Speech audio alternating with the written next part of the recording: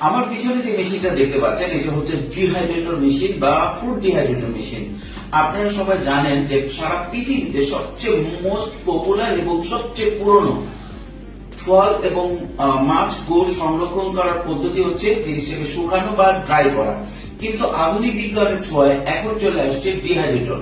Dehydrator মানে হচ্ছে পুরো প্রোডাক্টটা না শুকায় শুধু মশলাটা শুকায় ফেলা, পরবর্তীতে গরম পানিতে দিলে ওটা সজীবতা বা ওইটার যে স্বাদ ওটা পুরোটাই আপনার 70% ফিরে আসে। এই জন্য সারা পৃথিবীতে বর্তমানে এই প্রোডাক্টটার চাহিদা, এই মেশিনটার চাহিদা তুঙ্গে। বাংলাদেশে এখনো ওইভাবে পপুলার হয় নাই, কিন্তু বাংলাদেশে কিন্তু দেখবেন ডিহাইড্রেট করা যে ফুড বা ডিহাইড্রেট করা যে কোনো ফল আপনি যে কোনো সুপার শপে যে কোনো ভালো দোকানে দেখতে পাবেন, এবং বেকারি সহ অন্যান্য ফুড ইন্ডাস্ট্রিতে এটা ব্যাপক ব্যবহার।